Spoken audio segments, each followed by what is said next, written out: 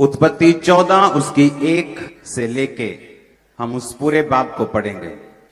उसमें लिखा, शिनार के राजा अमरापेल और एलासर के राजा अर्योक और एलाम के राजा करदोल ओमेर और गोयीम के राजा तिदाल के दिनों में ऐसा हुआ कि उन्होंने सदोम के राजा बेरा और अमोरा के राजा बिरशा और अदमा के राजा शिनाब और सबोयीम के राजा शमेबेर और बेला जो सोअर भी कहलाता है, इन राजाओं के विरुद्ध युद्ध किया। इसकी बेस बंद करो, फ्लैट करो इसको। इन पांचों ने सिद्दीम नामक तराई में जो खारे ताल के पास है एका किया। 12 वर्ष तो ये करदोला ओमेर के अधीन रहे, परंतु 13वें वर्ष में उसके विरुद्ध विद्रोह किया। 14वें वर्ष में करदोला ओमेर और उसके संगी राजा आए और अश रोकतनम में रपाइयों और हाम में जूजियों को और शबर किया त्रेम और अमोरियों एमियों को और सैयर नामक पहाड़ पर होरियों को मारते मारते एल पारान तक जो जंगल के पास है पहुंच गए। इसको समझना बहुत जरूरी है। आप नामों पे मत जाओ, लेकिन इसकी स्पिरिट को आपने समझना है। वहां से वो लौटकर एनी शपात को आए जो कदेश भी कहलाता है, और अमालेकियों के सारे देश और उन अमोरियों को भी जीत लिया।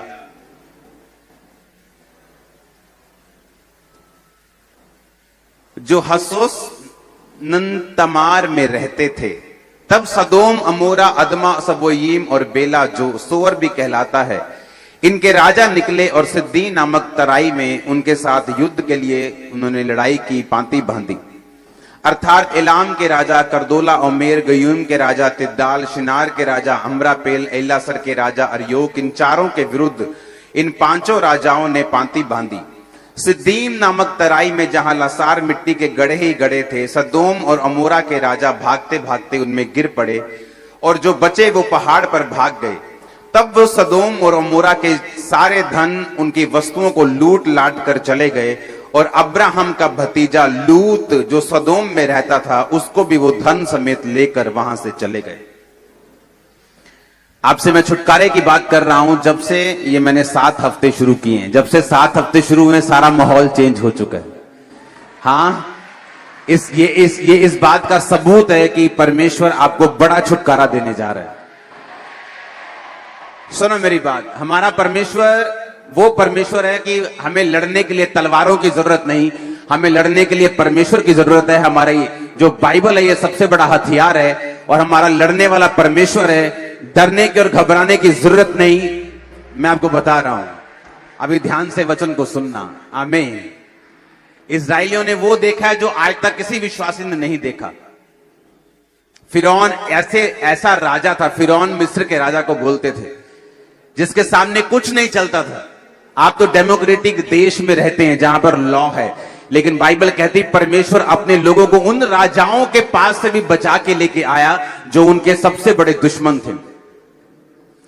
उसने बाइबल कहती ए राजा, ओग राजा, जो अपने जमाने के बड़े बड़े राजा थे, उनको परमेश्वर ने मार गिराया। चिंता मत करो, वो तुम्हारे अंग संग है, तुम्हें मरने नहीं देगा वो। और मसीह लोग ये बात जानते हैं कि उनका परमेश्वर क्या कर सकता है। आमीन। जिस बड़े छुटकारे की मैं आपसे बात कर रहा हूं, उसका एक तरीका है। याद रखो, हर एक व्यक्ति बाइबल में बड़ी गवाही को नहीं पा सका। हर एक बंदा उत्थे नहीं पहुंच सका जिथे उन्हें पहुंचना चाहिए। बाइबल च लिखिया ਉਹੀ ਲੋਕ ਜਿਹੜੇ ਪਰਮੇਸ਼ਵਰ ਨੂੰ ਸਮਝਦੇ ਨੇ, ਜਿਹੜੇ ਪਰਮੇਸ਼ਵਰ ਦੇ ਵਚਨ ਨੂੰ ਸਮਝਦੇ ਨੇ, ਜਿਨ੍ਹਾਂ ਨੇ ਪਰਮੇਸ਼ਵਰ ਦੀ आत्मा ਨੂੰ सुनिया, वही लोग पहुंच सके। अगर आज मुझे छुटकारा चाहिए तो बाइबल में तरीके लिखे, बाइबल में पैटर्न लिखा है, मुझे उसी पैटर्न को फॉलो करना है। आमीन। मैं हिंदी में इसलिए प्रीच कर रहा हूं ताकि जो दूसरी स्टेट्स के लोग हैं वो भी इस चर्च को सुनते हैं, पूरी इंडिया में सुनते हैं, ताकि वो भी सीख सकें और इस बड़े छुटकारे के भागी बन सकें। आमीन। अगर आप अब्राहम की स्टोरी को देखेंगे तो बाइबल कहती है परमेश्वर ने जब अब्राहम को बुलाया, उसने जब अब्राहम को उत्पत्ति 12 उसकी 1 से 5 के बीच में अब्राहम को परमेश्वर ने कहा, अब्राहम अपने देश, कुटुंब, अपने पिता के घर को छोड़कर उस देश को चला जाओ जो मैं तुझे दिखाऊंगा, मैं तुम्हें बड़ा छुटकारा दूंगा। पर बाइबल कहती है अब्राहम ने क्या किया, उसने अपना सब कुछ भेड़ बकरी पत्नी ली और अपना भतीजा भी साथ ले लिया। परमेश्वर ने उसको कहा था कि अपने कुटुंब को छोड़कर मेरे पास आना, लेकिन बाइबल कहती वो अपने भतीजे को साथ ले गया। और जब लूत उसके साथ बढ़ने लगा, अब्राहम एक बहुत अमीर इंसान था। बाइबल कहती परमेश्वर ने उसको भेड़ों की आशीष दी थी, वो चरवाहा था, परमेश्वर ने उसको बरकत दी थी। बाइबल कहती जैसे अब्राहम के भेड़ें बढ़ने लगी, क्योंकि परमेश्वर का जो कलाम था, जो वचन था, जो परमेश्वर की बरकत थी, वो अब्राहम के ऊपर थी। और इसी कारण, उस बरकत के कारण, उस ग्रेस के कारण लूत भी अब्राहम के साथ ब्लेस होने लगा। और जिस तरह अब्राहम की भेड़ें बढ़ने लगी, लूत की भेड़ें भी बढ़ने लगी, लूत की फाइनेंशियल ब्लेसिंग भी बढ़ने लगी। और बाइबल कहती लूत भी अब्राहम की तरह आशीषित और अमीर होता गया।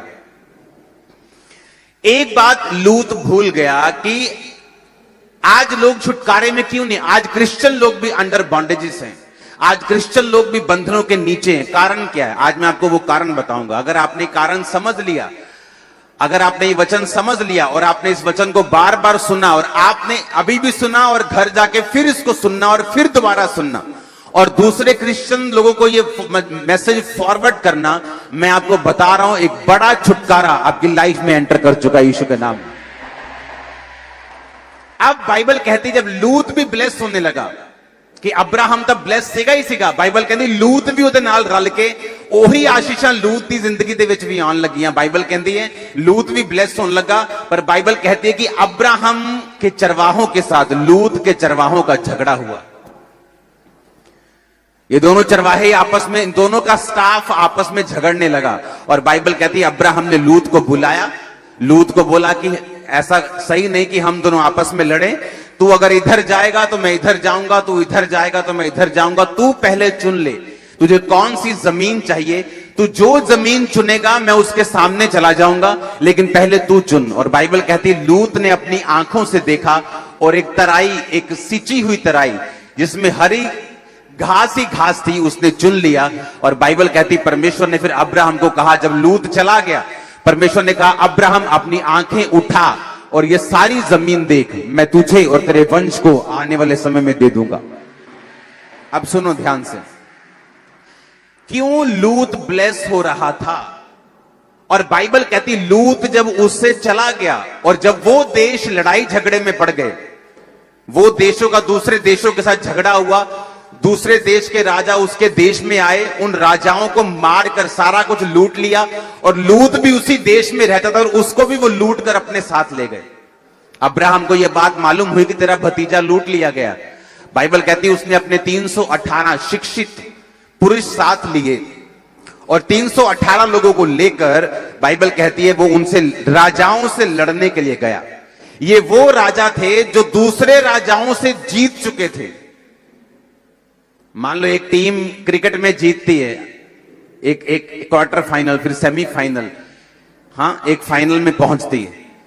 ये वो राजा थे जो सारे राजा को हरा के लूत को लेके गए थे। बाइबल कहती जब अब्राहम 300 बंदों को, सिर्फ 300 बंदों को लेकर उन राजाओं से लड़ने के लिए गया, तो जो लाखों लोगों की सेनाएं उन राजाओं को नहीं हरा सकी, अब्राहम ने 300 लोगों के द्वारा उन राजाओं को हराकर अपने भतीजे लूत को छुड़ा लिया। और फिर क्या हुआ? लूत को फिर भी समझ नहीं आई कि मेरी लाइफ के ऊपर जो ब्लेसिंग्स हैं, जो कवरिंग है, जो आशीष है, वो मेरी वजह से नहीं, वो अब्राहम की वजह से है। क्यों? क्योंकि अब्राहम एक नॉर्मल इंसान नहीं है, अब्राहम एक नॉर्मल विश्वासी नहीं है। अब्राहम एक परमेश्वर का चुना हुआ एक अगुआ है, जिसके जरिए परमेश्वर अपनी महिमा को प्रकट करना चाहता है और जिसके जरिए परमेश्वर अपनी योजना को अपने इजरायली लोगों के ऊपर लेके आना चाहता है, जिसके द्वारा परमेश्वर आने वाले समय में वंशों तक अपनी महिमा को प्रकट करेगा। अब्राहम उस किस्म का इंसान है। अब मेरी बात को ध्यान से समझना। साउंड सबके समझ में आ रहा है कि नहीं आ रहा है? समझ में? जिनको नहीं समझ में आ रहा हाथ हिलाओ। जिनको साउंड समझ नहीं आ रहा, ये देखो ये सेक्शन है, सिर्फ आपको बोला था हर सेक्शन में बक्सा लगाओ। हालेलुया।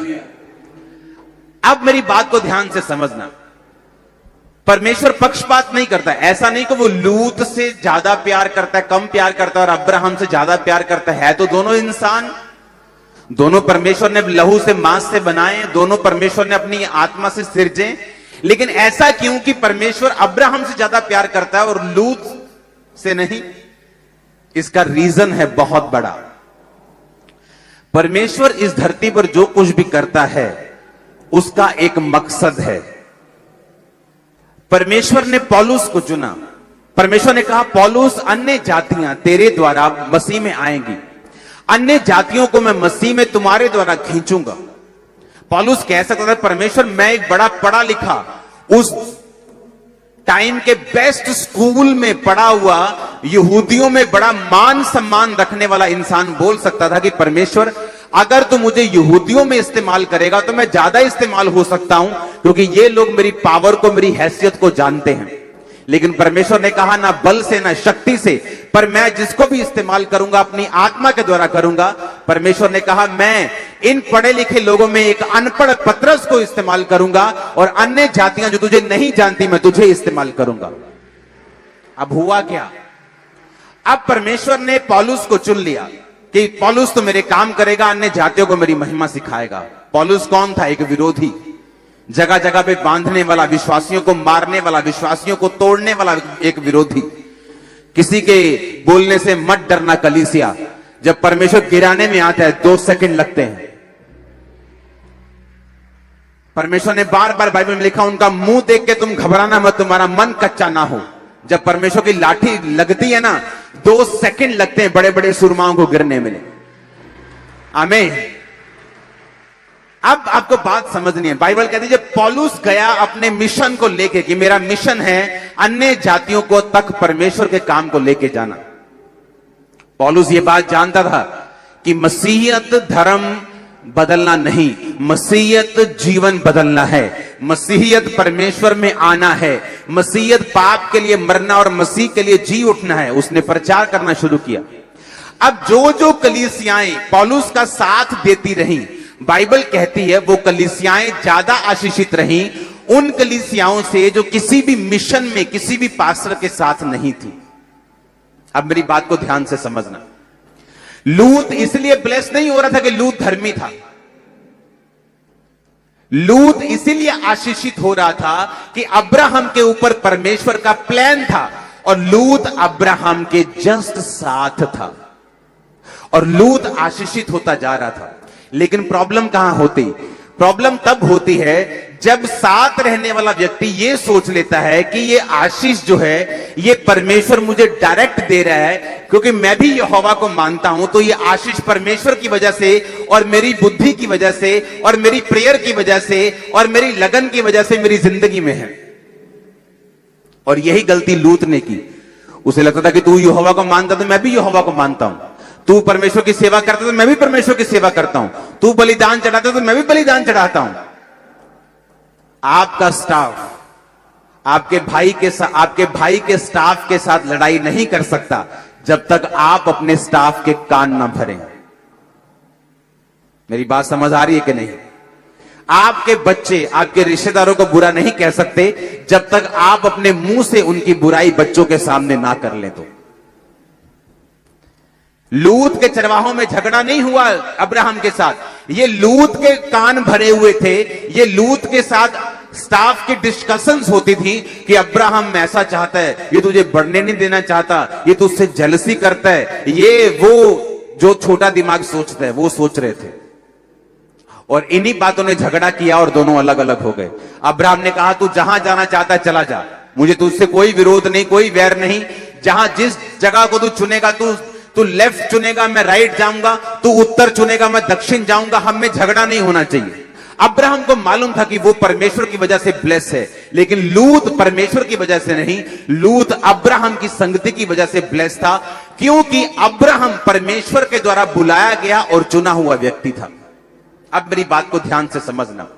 वो विश्वासी जो किसी भी मिशन के साथ जुड़े नहीं हुए, जो किसी भी ऐसी चर्च के साथ जुड़े नहीं हुए जिनका मकसद रूहें बचाना है, वो विश्वासी कभी भी उस तरह से ब्लेस नहीं हो सकते जिस तरह से आप लोग ब्लेस हो रहे हैं।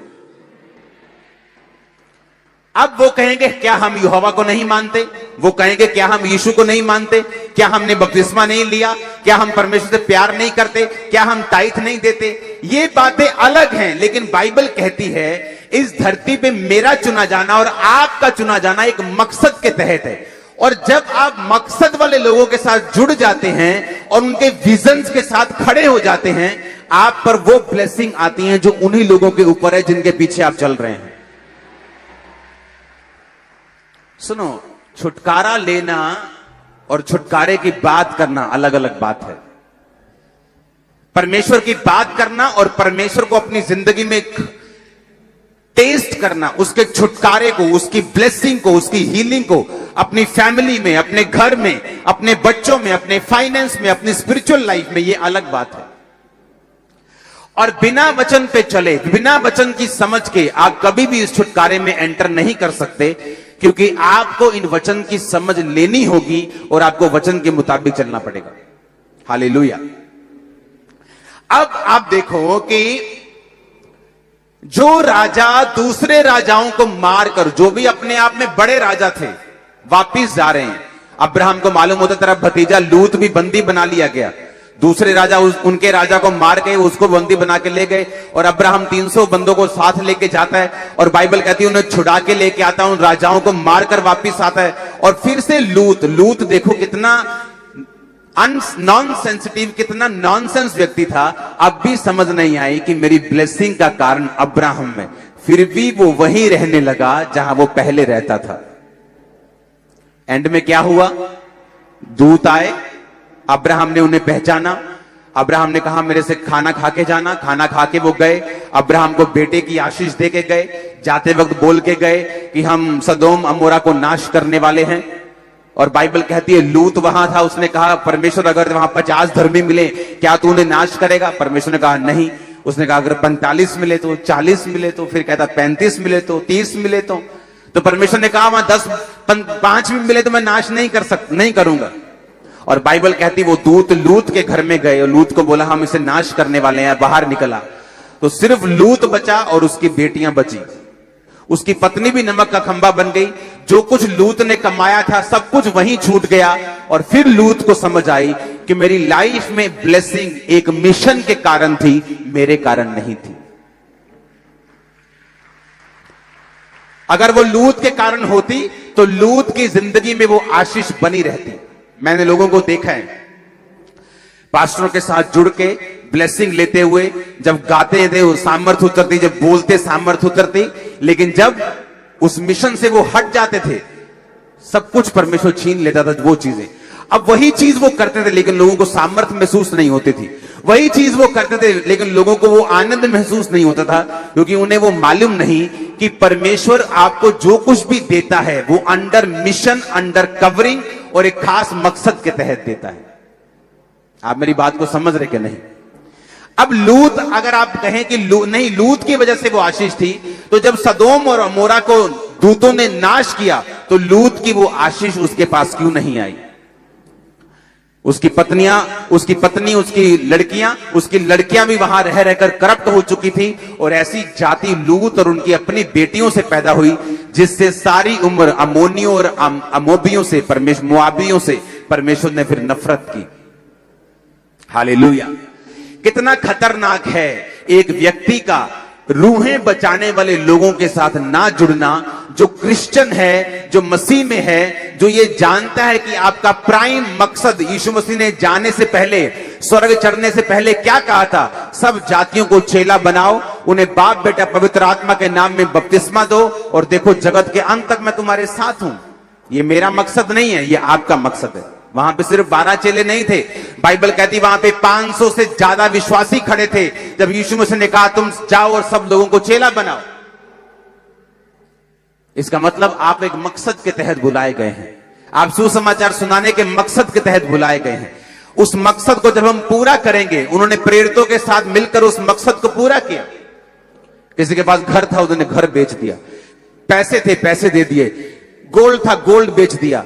मिशन के कामों को कंप्लीट किया, पौलुस की सहायता की, पतरस की सहायता की, और वो खुद भी ब्लेस होते गए। गिनती में कलीसिया दिन ब दिन बढ़ती गई। उन 12 को खत्म करने का यत्न किया गया। 400 करोड़ हो गए आज हम। हालेलुया। ये भूल जाओ कि क्रिश्चियन लोगों पे आप दबाव डाल दोगे तो क्रिश्चियन खत्म हो जाएंगे। अरे ये फूट निकलेंगे, इतने निकलेंगे तुम गिन नहीं पाओगे। ये तुम्हारी गिदड़ भपके से डरने वाले कोई नहीं है ये लोग। जब तुम मसीह में बपतिस्मा लेते हो, तुम अपने लिए मर चुके हो। उसी दिन तुम मसीह में जी उठे हो। अब यीशु मसीह जानता है तुम्हारे साथ क्या करना है। आमीन। यीशु मसीह को मालूम था कि आने वाले समय में क्या होगा, वो सब जानता था। मत्ती 10 उसकी 26 से 42 आयत को पढ़ेंगे। उसमें लिखा, इसलिए मनुष्यों से मत डरना, क्योंकि कुछ ढका नहीं जो खोला ना जाएगा, ना कुछ छिपा है जो जाना ना जाएगा। जो मैं तुमसे अंधियारे में कहता हूं तुम उजाले में कहो, जो कानों कान सुनते हो उसे छतों पर से प्रचार करो। जो शरीर को घात करते हैं पर आत्मा को घात नहीं कर सकते, उनसे मत डरना। उससे डरो जो आत्मा और शरीर दोनों को नरक में नष्ट कर सकता है। क्या एक पैसे में 2 गुरैया नहीं बिकती? तो भी तुम्हारे पिता की इच्छा के बिना उनमें से एक भी भूमि पर नहीं गिरती।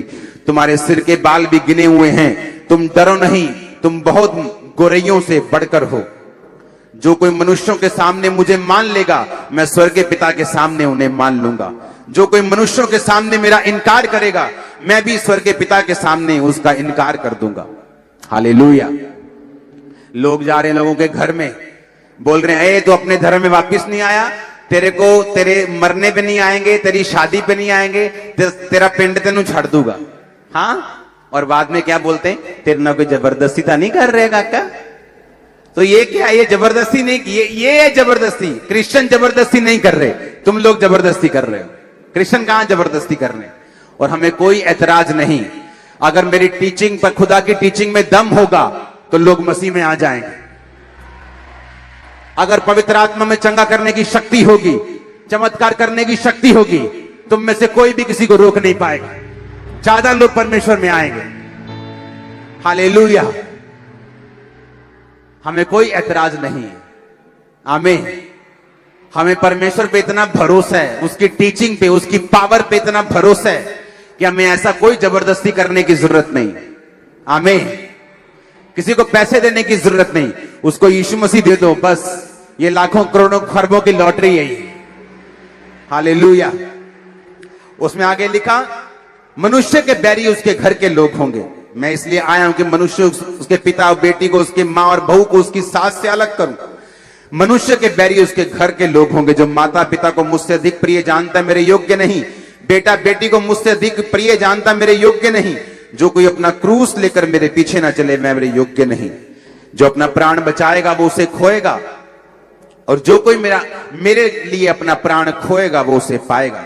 जो तुम्हें ग्रहण करता है वह मुझे ग्रहण करता है, जो कोई मुझे ग्रहण करता है वह पिता को ग्रहण करता है। जो भविष्यद्वक्ता को भविष्यद्वक्ता जानकर ग्रहण करे वह भविष्यद्वक्ता का बदला पाएगा। जो धर्मी को धर्मी जानकर ग्रहण करे वह धर्मी का बदला पाएगा। बाइबल कहती है, अगर आप धर्मी को धर्मी जानेंगे कि ये लोगों को परमेश्वर ने खड़ा किया है, ये लोग परमेश्वर के द्वारा खड़े किए गए, मैं इनका साथ दूंगा, मैं इनके साथ खड़ा हूंगा। बाइबल कहती वो ब्लेसिंग जो उनके ऊपर है वो आपके ऊपर आएगी। ये बिब्लिकल है। वो ब्लेसिंग सेम, वो फाइनेंशियल, वो स्पिरिचुअल, वो हर तरह की वो आशीष जो उन लोगों के ऊपर है, परमेश्वर ने कहा मैं तुम्हारे ऊपर वो दूंगा। आमीन। ये एक पैटर्न है। जब आप एक दर्शन, एक विजन में जुड़ जाते हैं, बाइबल कहती है उस दर्शन के कारण परमेश्वर आपको ब्लेस करता है। ऐसे सतावों का आना इतना जरूरी है जितना आप सोच भी नहीं सकते। जहां आप प्रचार नहीं कर रहे, आपके विरोधी वहां पे अब प्रचार कर रहे हैं। जहां आप नहीं पहुंच सकते वहां वो पहुंच रहे हैं, चाहे विरोध से, चाहे बहाने से, लेकिन मसीह का प्रचार हो रहा है। और इस बात के लिए शुक्रगुजार रहेंगे हम खुदा के सदा के लिए। जहां आपका YouTube नहीं पहुंच रहा, जहां टीवी नहीं पहुंच रहा, वहां विरोधी पहुंच रहे हैं। वो भी देख रहे हैं, अच्छा पास्टर क्या होता है, अच्छा ये हीलिंग क्या होती है, अच्छा ये चमत्कार क्या होता है। बस उनको बताते जाओ नेगेटिव, एक दिन खुदा पॉजिटिव अपने आप कर देगा उनको। Don't worry. हालेलुया। ये जो प्रचार अभी शुरू हुआ है ना पंजाब में, ये परमेश्वर की ब्लेसिंग है पंजाब के ऊपर, कि अब हर बंदा मसीह का प्रचार कर रहा है, चाहे विरोध से, चाहे भली मनसा से, चाहे कलेश डालने के लिए, पर वो प्रीच कर रहे हैं। वो सारे हमारे भाई हैं, क्योंकि हम उनसे प्यार करते हैं, क्योंकि वो हमारा प्रचार कर रहे हैं। हालेलुया। हम उनकी ब्लेसिंग के लिए प्रार्थना करते हैं। आमीन। मैं कड़वाहट में नहीं आता हूं, क्योंकि मुझे पता है परमेश्वर क्या कर रहे हैं। बहुत से लोग सोशल मीडिया पे शेयर करते हैं दूसरे धर्म के लोगों की पिक्चर्स को, उनकी वीडियोस को, जहां वो मार कुटाई कर रहे हैं, एक दूसरे के बाल पकड़ रहे हैं, दाढ़ियां पकड़ रहे हैं। आपको ऐसा नहीं करना चाहिए। हमने लोगों के जैसा नहीं बनना, हमने कड़वाहट नहीं अपनी निकालनी है, हमने कड़वे नहीं होना, हमने तोहमत नहीं लगानी। हर जगह ब्लैक शीप्स होती हैं, हर धर्म के लोगों में काली भेड़ें होती हैं, तो एक दूसरे की कमियां हमने नहीं दिखानी।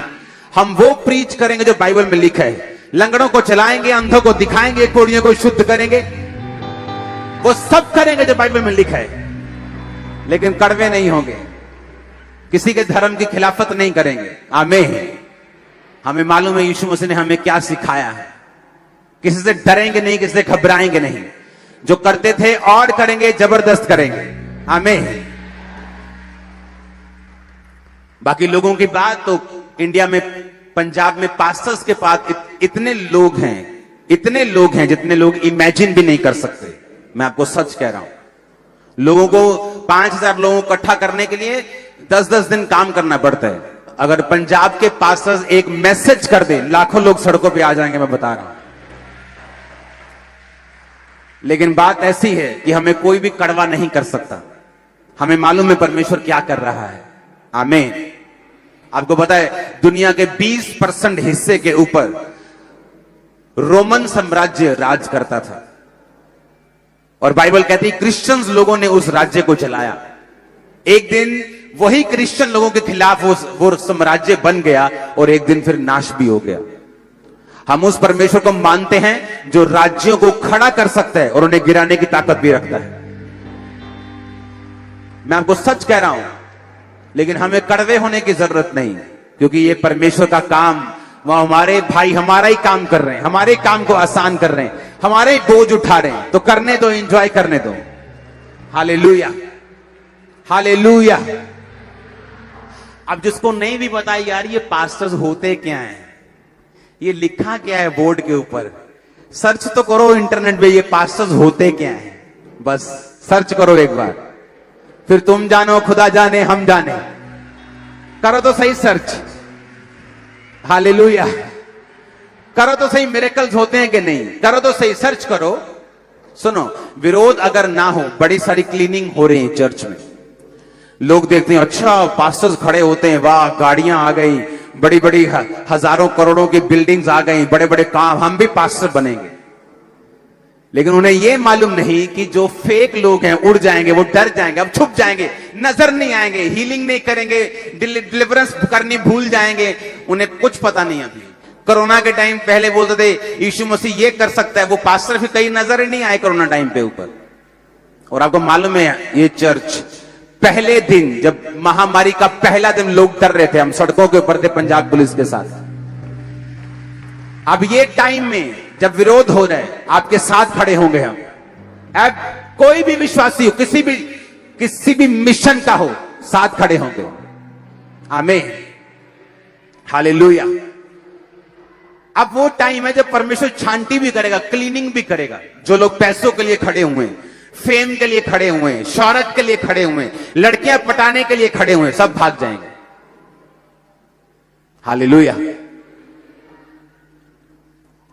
जब उनको डर लगेगा, अच्छा विरोध, ये विरोध भी हो रहा है, अच्छा इससे तो मेरा खतरा भी है, ये छोड़ो, कुछ और करते हैं।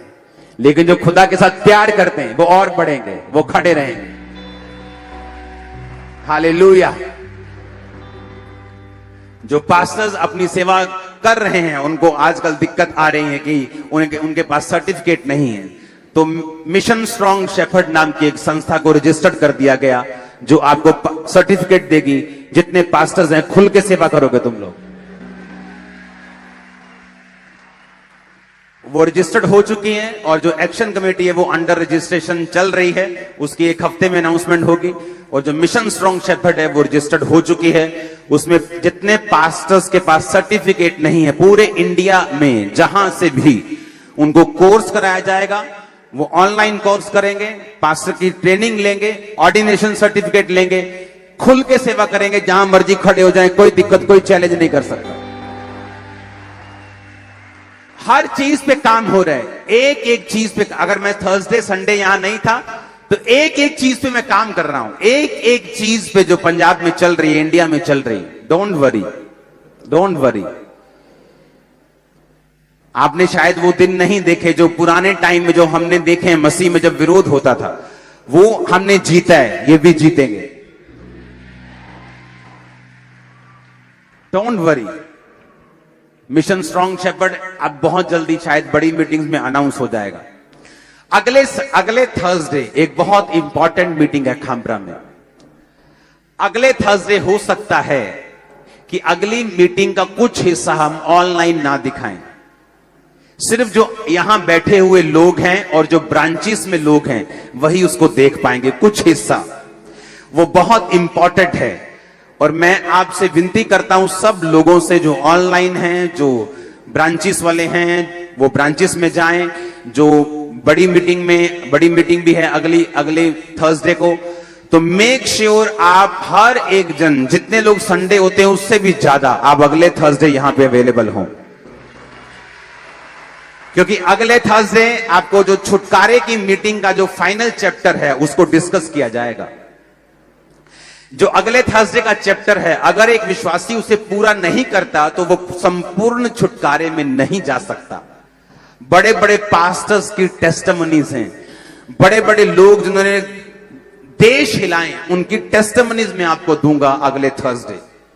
तो मेक श्योर आप फिजिकली खामरा चर्च में प्रेजेंट हों, फिजिकली आप यहां मौजूद हों। कुछ हिस्सा शायद ऑनलाइन तब ना दिखाया जाए, लेकिन अगर आप यहां होंगे आपको मालूम होगा कि वो मीटिंग आपके लिए कितनी ब्लेस्ड रही है, जबरदस्त आशीषित के साथ आप वापिस जाएंगे यीशु मसीह के नाम में। आमीन। तो अगले 15-20 दिनों में बहुत सारी अनाउंसमेंट्स हो जाएंगी, बहुत सारी चीजों पर काम होने शुरू हो जाएंगे। एक बात मैं आपको बताना चाहता हूं, खामरा चर्च पहले से सिक्योर है। जितने हमारे 3.5 लाख मेंबर्स हैं, खामरा चर्च को किसी भी कमेटी की जरूरत नहीं। हम अपने आप में कमेटी काम कर रहे हैं। और मैं हैरान हूं, जो पास्टर जिनकी चर्च छोटी चर्चेस हैं, ये उनके लिए है। तो मेक श्योर आप इस कमेटी के ऊपर फालतू का प्रेशर या फालतू के कमेंट्स इस पे ना करें। हुन एक थे जी, हुन एक काम, ए वाला काम क्यों नहीं? यार तुम्हारे खरीदे हुए नहीं है, हम लोगों को तुम तनख्वाह नहीं देते हो, हम लोग तुम्हारे कर्जदार नहीं है। हम प्रेम से खड़े हुए हैं भाइयों के बोझ के कारण। हमने कुछ सीटें नहीं लेनी एमएलए की, ये कमेटी खड़ी करके हम सीटें ले लेंगे। हमने कुछ भी लेना हो तो हम अपने आप में इनफ है, सब कुछ ले सकते हैं। तो हमें कमेटियां कमेटियों की कोई जरूरत नहीं है। ये उन पास्टर्स के लिए है जिनके पास चर्चिस नहीं है, ये उन पास्टर्स के लिए है जिनको सिक्योरिटी की जरूरत है। पिछले दिनों में पास्टर्स पे हमला हुआ, एक्शन कमेटी वहां पहुंची, उसका इलाज करवाया, उसको बोला कि कितना तेरा खर्चा महीने का, उसके घर में खर्चा भेजा उतने महीने का, भेजते जाएंगे जब तक वो ठीक नहीं होता। जिसको भी तुम अटैक करोगे मैं उसके साथ खड़ा हो जाऊंगा, जितने पास्टर्स होंगे। सुनो, वो पैसा लगता है उसमें। कितने लोग हैं, 1.5 लाख का चेक एक को भेजा, 1.5 लाख का चेक एक को भेजा, 1 लाख का चेक एक, 40-20 हजार एक भेजा, 20 लाखों रुपए खर्चा एक हफ्ते में किया। ये एक्शन कमेटी कोई पैसे इकट्ठे करने के लिए खड़ी नहीं हुई, किसी से डोनेशन नहीं मांगेगी। ये फॉरेन में जाएगी, फॉरेन के लोगों को शामिल करेगी। शायद अगले महीने मेरी एमपी के साथ मीटिंग है, कनाडा के एमपी के साथ, बहुत सारे लोगों के साथ, वहां के पार्लियामेंट के साथ, वहां के मेंबर्स के साथ, वहां के प्रेसिडेंट के लोगों के साथ अमेरिका में मीटिंग्स हैं। तो किसी से डोनेशन मांगने हम नहीं जा रहे हैं, लेकिन उनको इस कमेटी का मेंबर बनाएंगे, उनको संग लेके आएंगे, आपकी इंटरनेशनल लेवल तक आवाज लेके जाएंगे। हालेलुया। तो ये भूल जाओ कि ये कमेटी हम अपने लिए खड़ी, हमें किसी भी प्रेस की जरूरत नहीं है। मेरे जो काम कर रहे हैं, लीगल कमेटी जो काम करती है, अपने बिजनेस छोड़ के काम कर रही है। उनको किसी चौधरियों की भूख नहीं है, चौधरदारी की किसी की। हमने अपने सरकारों के द्वारा दिए गए ऑफर ठुकराए हैं। इस चीज में आप चेयरमैन बन जाओ, इसमें बन जाओ, हमने ठुकराए कि हमें नहीं चाहिए, आप हमारे क्रिश्चियन दूसरे भाइयों को दे दो। तो हमें ये ना तो हमें मशहूर होने का चक्कर, हम पहले से मशहूर हैं, ना पैसे का हमारे पास पहले ही पैसा है, ना किसी चीज का, ना किसी एमएलए की कुर्सियों का, ना हमें किसी चीज का, ना सुनो पास्टर्स जोड़ने का भी मुझे लालच नहीं कि पास्टरों का प्रधान बन जाऊं। इसलिए मैंने इस कमेटी का कोई मैंने मेंबरशिप नहीं दी। मैं इसको गाइड करूंगा, इसके साथ जुड़ा रहूंगा, सारी दुनिया के लोगों को इस कमेटी में शामिल करूंगा। आमीन। और लेकिन कोई डोनेशन मांगने नहीं जाएगी ये कमेटी, ये आप लोगों के लिए काम कर रही है। और मुझे पास्टर्स की भी भूख नहीं है कि मैं पास्टर्स को इकट्ठा करूं। इस चर्च के 2000 पास्टर्स हैं जो मेंटरशिप के नीचे हैं। 516 पास्टर मेरी मेंटरशिप के नीचे हैं, और जो मेरी मेंटरशिप के नीचे पास्टर्स हैं उनके एक एक के नीचे 60-60, 70-70 पास्टर्स हैं। 2000 पास्टर्स इस चर्च के मेंटरशिप के नीचे हैं। तो लाखों लोग हमारे साथ पहले से जुड़े हुए हैं, हमें किसी कमेटी की जरूरत नहीं। तो ये बात कान खोल के समझ के रखना, कोई कमेंट करने से पहले, कि आपको मालूम होना चाहिए कमेटी लोगों के लिए खड़ी हुई है, लोगों के फायदे के लिए। हमें पैसा खर्चने का कोई शौक नहीं है, हमारी चर्च का काम पड़ा है अभी, हालेलुया। लेकिन कौम से प्यार है और करते रहेंगे। जो लोग विरोध में भी खड़े थे ना, उनको भी प्रोटेक्ट करेंगे। कोई मिशन हो उसके साथ भी खड़े होंगे। आमीन। और जो आपको बोला गया वो होगा यीशु मसीह के नाम पर। आमीन। ऊंचा बरकत तुम्हारी चर्च। Hallelujah, hallelujah. अब अगर मैं छुटकारे की बात कर रहा हूं तो आपको यह बात समझ आनी चाहिए कि मुझे छुटकारा तब मिलता है और तब बना रहता है जब मैं एक मिशन के नीचे हूं। अपने पड़ोसी को बोलो, एक मिशन के नीचे हो। आमीन। अब वो मिशन नाम का नहीं होना चाहिए, वो मिशन काम का होना चाहिए। उसका पहला मकसद रूहें बचाना होना चाहिए। उसका पहला मकसद सुसमाचार लेके जाना होना चाहिए। जब आप एक मिशन के नीचे अपनी जिंदगी, अपना फाइनेंस, अपना परिवार, अपनी ताकत, अपनी सब कुछ चीजों को दे देते हैं, परमेश्वर उन पर बरकत देता है। वो आपके परिवार को बरकत देता है, वो आपके रास्तों को साफ करता है। आमीन। ऊंचा ये बरकत आपकी है चर्च। हालेलुया। अपने पड़ोसी को बोलो, एक विजन के नीचे आ। अपने पड़ोसी को बोलो, एक मिशन के नीचे आ। जिस तरह अब्राहम के साथ लूत था और लूत ने बरकत पाई, और पौलुस की कलीसिया ने बरकत पाई। अपने पड़ोसी को हाथ उठाकर कहो, तू और तेरा परिवार आज से बरकत को पाएंगे यीशु मसीह के नाम में। बोलो बोलो पड़ोसी को, तू और तेरा परिवार आज से बरकत को पाएंगे। आमीन। अब आपको ये बात ध्यान से समझनी है। बाइबल कहती परमेश्वर ने अलग अलग लोगों को अलग अलग वरदान दिया है। जब मैं एक्शन कमेटी की कॉल करूंगा तो बहुत से लोगों की मुझे जरूरत पड़ेगी जो उसके टेक्निकली उसके उस सॉफ्टवेयर को, उन चीजों को संभाल सके। आप में से लोग आएंगे, मुझे मालूम है। जब अलग अलग सेवा होगी, जब फाइनेंस की जरूरत होगी, तो आप में से लोग उठते हैं जो फाइनेंस को बोते हैं। जब दरी बिछाने का टाइम है, आप ही लोग बिछाते हैं। बाइबल कहती जिसके पास जो वरदान है वो उस मिशन में लगाए। अगर उस वरदान को वो परमेश्वर के मिशन में नहीं लगाता, बाइबल कहती है वो अपनी आशीषों को एक दिन गवा देगा। क्योंकि बाइबल कहती है तुम जितने मर्जी यहोवा को मानने वाले हो, लेकिन परमेश्वर अपने वचन के बाहर कभी भी काम नहीं करता।